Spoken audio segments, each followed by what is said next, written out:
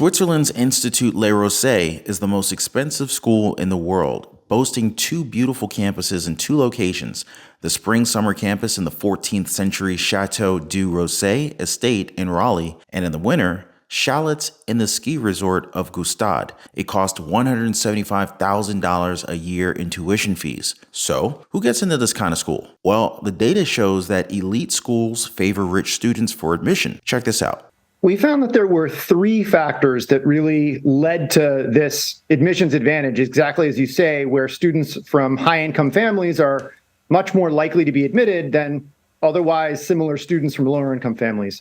First, we found that students who are legacy applications, those students who are children of alumni of a given institution, they have a substantial advantage. We also found that students who are recruited athletes both have a substantial advantage and disproportionately come from high-income families. Yeah.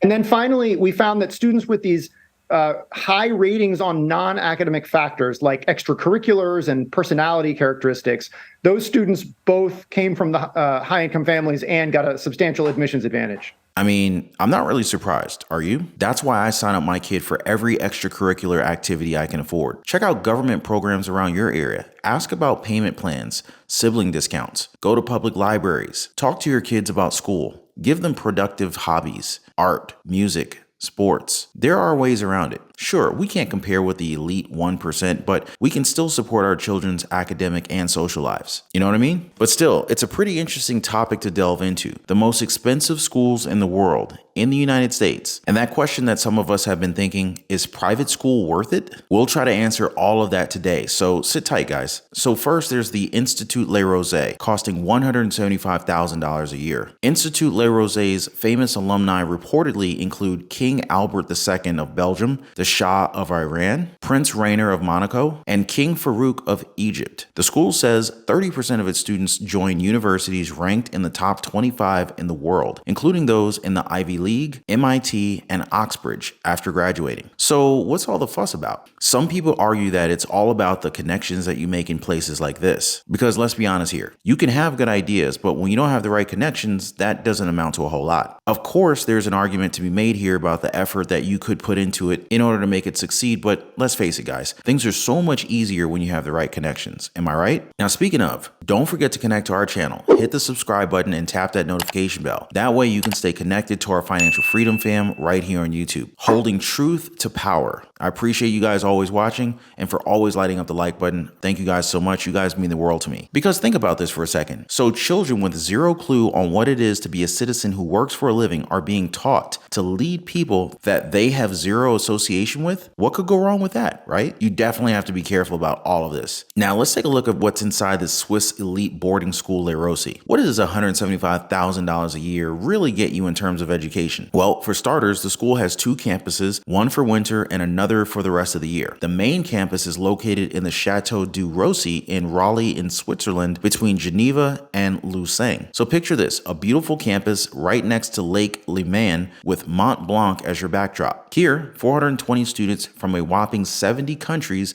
come together to learn and live. And what's really cool is when you're walking around, you'll often hear students switching between Spanish, Arabic, and French while chatting with their friends. What makes this school stand out is their commitment to diversity. They keep a 10% quota for each nationality, so every student at this school naturally ends up making friends from all over the world. Being part of this place means being adaptable because the routine here is anything but routine. You won't have two identical weeks. There's always something happening, from conferences and top-notch concerts to sporting competitions and student-organized events. Plus, here's the kicker. Since 1916, every student and teacher pack up and move to a second campus in Gstaad from January to March, where the schedule changes to make room for skiing, snowboarding, and ice hockey after classes. Yeah, skiing after classes. That's the kind of thing that they do. The students, called Rosines, range from 8 to 18 years old, and they get to pick their classes within a fully bilingual curriculum. They can choose to follow the French or international baccalaureate program. The school also goes the extra mile to help students stay connected to their home cultures by offering language and literature studies in 25 different mother tongues. Wondering what a typical day looks like at this school? Well, here's what I was able to find out. The morning classes kick off at 8 a.m. and they're about 40 minutes each, with an average of around 9 students in each class. At 10 a.m., Roseyans rush to a cup of traditional hot Swiss chocolate or to the in-house cafe for a short break. After lunch, the beat goes on with more short and intense classes, running until about 3:30 p.m. Then it's time for Roseyans to dive into their favorite sports, arts, and tech activities, which are a big part of the Le Rosey education. The school's rules say that students have to get at least 1 hour of physical activity each day and 1 hour of art per week. The best part? The afternoon activities menu is like a smorgasbord with 23 different options that day, covering everything from swimming, soccer, and tennis to yoga, Pilates,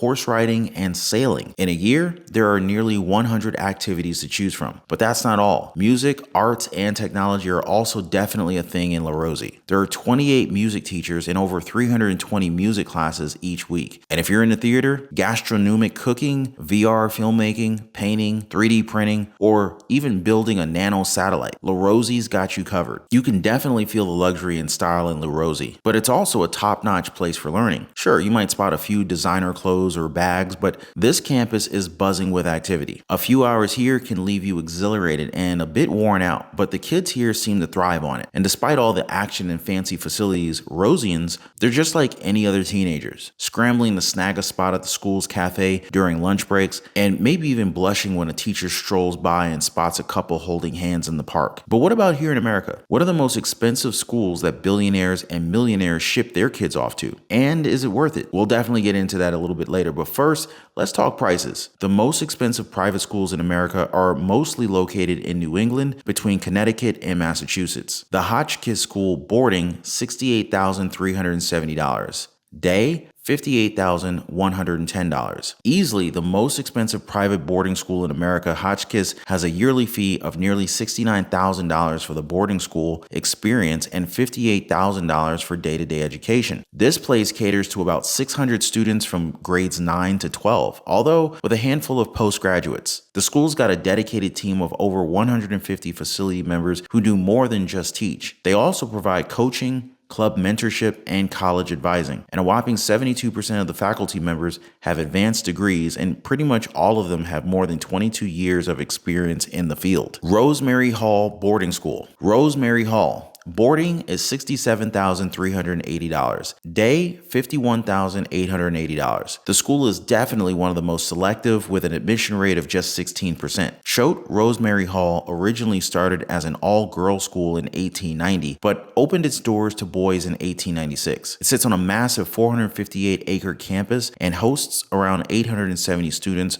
from 9th grade all the way up to postgraduate programs. You can take your pick from over 300 courses, including languages like Arabic, Chinese, and yes, even Latin. Phillips Academy Andover. Boarding, $66,290. Day, $51,380. With over 2,000 attendees, Phillips Academy Andover, Massachusetts falls in third place. They've got almost 2,000 students split between boarding at $66,290. This is per year, by the way, and day school at $51,380 a year. The best part? The classes are small with an average of just 12 students, making for a more personalized learning experience. Andover offers a whopping 300 courses and 150 electives, not to mention over 60 interscholastic teams and 21 different sports. They're all about a well-rounded education that they say is oriented to all aspects of human experience, and they believe that knowledge is good in and of itself, not just a means of professional success. Which brings us to the most exciting part. Is private school worth it? Historically, the masses went to public schools while the elite paid for private education, which brought their children a fast track to competitive universities and cushy careers. But in 2023, does a private school diploma still carry the same prestige as it once did? And do parents really have to pay tuition to send their kids to a decent school? Let's review the options a little bit more thoroughly here. First off, when you're thinking about private schools, you should decide what kind you're looking for. There's basically two flavors: day schools, where students still live at home, and boarding schools, where they're living on campus around the clock. Boarding schools are a bigger deal, not just financially, but socially. It's not everyone's cup of tea, especially when you're 14 and not quite ready to leave the nest. Heck, it might not be the right fit for anyone, really. Now,